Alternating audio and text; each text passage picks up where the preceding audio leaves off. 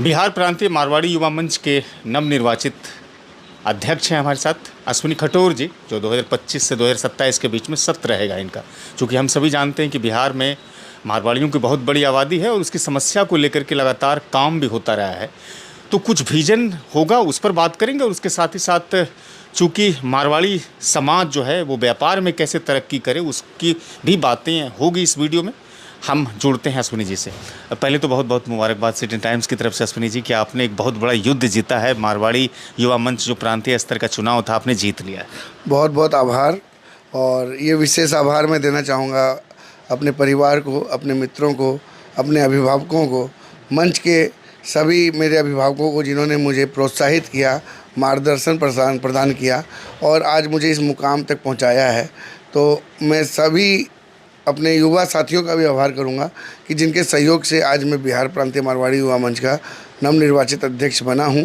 और मैं social media पर देख रहा था कि कई ऐसी जो संगठन थी, अलग अलग दादी जी संगठन थी या फिर लायंस क्लब संगठन थी, ये तमाम संगठन जो निरंतर जो है फेसबुक के माध्यम से आपको समर्थन दे रही थी। जी हाँ, ये एक विश्वास है उनका मुझ पर कि आज विभिन्न संस्थाएं जो भागलपुर की जिनसे मैं जुड़ा हुआ भी हूँ वो मुझे एक समर्थन दे रही हैं, क्योंकि उनको मेरी नेतृत्व क्षमता पर एक विश्वास है और उनको ये विश्वास है कि मैं इस पद के साथ न्याय कर पाऊँगा।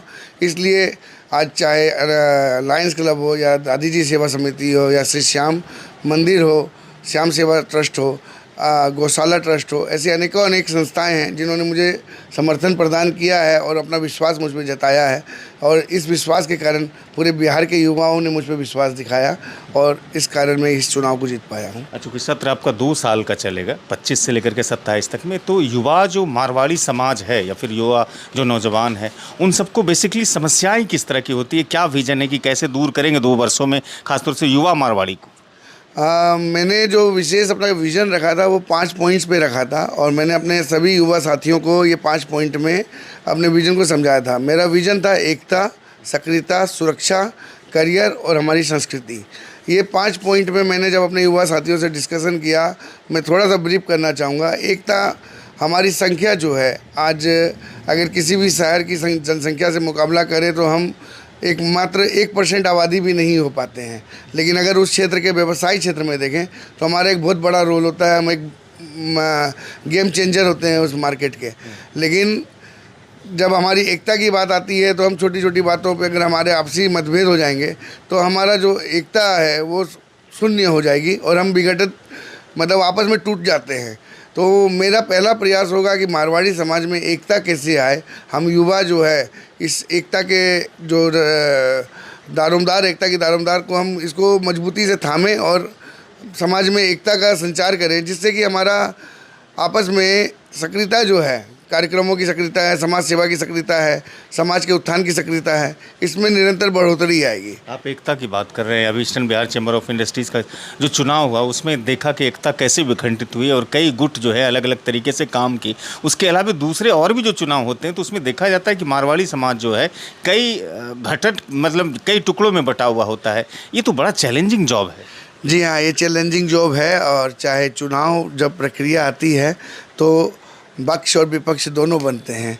आप जो है किसी को जब चुनेंगे तो आप तुलना करेंगे और तुलना करेंगे तो आपको जो बेहतर विकल्प नज़र आएगा आप उसको ही चुनेंगे। तो इस प्रक्रिया में भी चाहे चैम्बर का चुनाव हो, चाहे मारवाड़ी युवा मंच का चुनाव हो या चाहे आप आज विधानसभा के चुनाव भी आने वाले हैं, तो आज कोई भी जनता इतनी मूर्ख नहीं है या कोई भी व्यक्ति इतना पढ़ा लिखा नहीं है कि वो बेहतर और बेहतरीन में फ़र्क ना कर पाए। आज कमज़ोर कोई नहीं है, कोई भी उम्मीदवार होगा वो बेहतर ही होगा और हमें बेहतरीन को चुनना है। तो हम बेहतरीन के लिए उस विकल्प को तलाश करते हैं और उसके लिए मतभेद थोड़ा सा आता ही है, क्योंकि पक्ष और विपक्ष जहाँ रहेगा वहाँ पर थोड़ा सा आपस में जो है विचार नहीं मिलते हैं। यही कारण है। बिहार में एक बहुत बड़ी संख्या है, आबादी है मारवाड़ी युवा नौजवानों की। तो वैसे युवा नौजवान जो अगर व्यापार नहीं करना चाहते, नौकरी करना चाहते हैं, जो नौकरी करना चाहते हैं व्यापार नहीं करना चाहते हैं, ये भी कहीं ना कहीं आपके लिए चुनौतियां हैं। तो इन सब चीज़ों को कैसे सामंजस्य बनाइएगा, किस तरह से युवाओं को मोटिवेट करिएगा? आज मैंने अपने विज़न में जो करियर वर्ड रखा है, वो करियर वर्ड में मेरा जो विज़न है, आज मैं अपने समाज के युवाओं के लिए एक बिजनेस ऐप की स्थापना करना चाहता हूँ। वो बिज़नेस ऐप में ये रहेगा कि जैसे हमारे समाज में जो युवा जिस वर्ग से जुड़े हुए हैं, चाहे वो इंश्योरेंस बैंकिंग सेक्टर से जुड़े हैं, इंश्योरेंस सेक्टर से जुड़े हैं, या चाहे वो टूर एंड ट्रैवल से जुड़े हैं, चाहे वो आज मेरे जैसे सिल्क व्यवसाय से जुड़े हैं, या उनका और भी कोई व्यवसाय है, तो उस कैटेगरीज के अनुसार हम उस ऐप में उनका डाटा फीड करेंगे और आज एक क्लिक के ऊपर हमारे समाज के लोग हमारे युवाओं को ढूंढ लेंगे कि आज उनको अगर मान लीजिए कोई टूर एंड ट्रैवल की सर्विस चाहिए, तो वो उस ऐप के माध्यम से हमारे समाज के जितने युवा टूर एंड ट्रैवल क्षेत्र में कार्य कर रहे हैं वो उनसे संपर्क कर सकते हैं और ये रोज़गार जो है उनके लिए बढ़ोतरी होगा।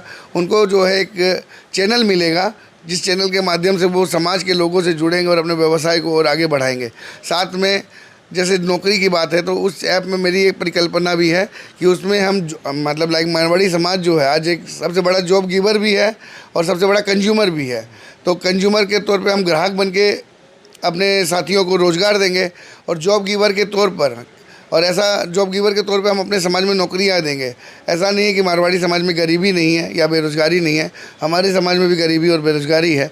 तो उस ऐप के माध्यम से आज हमारे कई युवा साथी जो बड़ा व्यवसाय कर रहे हैं उनको जब सहकर्मी की ज़रूरत होगी तो वो वहाँ अपनी उस ऐप के माध्यम से वो अपनी वैकेंसीज़ को वहाँ जाहिर करेंगे और हमारे कोई युवा साथी जो उस जॉब को तलाश रहे हैं वो उस माध्यम से उस जॉब को प्राप्त करके एक दूसरे के साथ सामंजस्य बैठा के तो हमारे समाज में एक दूसरे के सहयोग के साथ हम आगे बढ़ने का एक दिशा तक निर्माण करने के लिए तैयारी कर रहे हैं।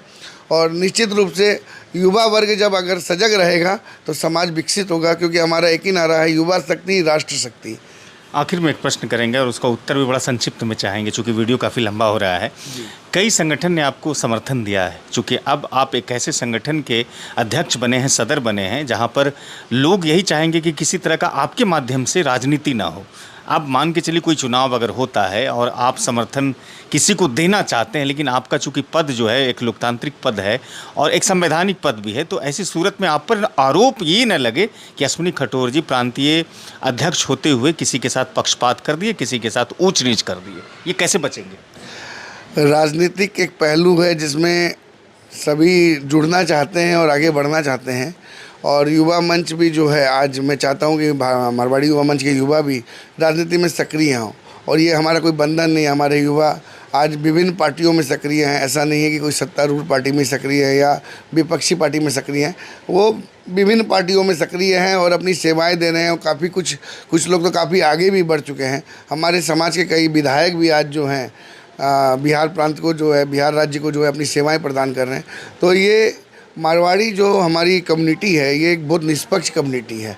हम व्यापार भी निष्पक्षता से करते हैं, हमारा समाज सेवा भी निष्पक्षता से करते हैं, तो हमारी राजनीति क्षेत्र में हमारी भागीदारी भी बहुत निष्पक्षता से रहेगी, ये मैं आपको आश्वस्त करता हूँ। बहुत बहुत शुक्रिया, आपने सिटी टाइम्स को अपना बहुमूल्य समय दिया। अश्विनी जी बहुत शुक्रिया आपका। धन्यवाद, थैंक यू। अश्विनी खटोर जी थे जो बिहार प्रांतीय मारवाड़ी युवा मंच के अभी अध्यक्ष बने हैं।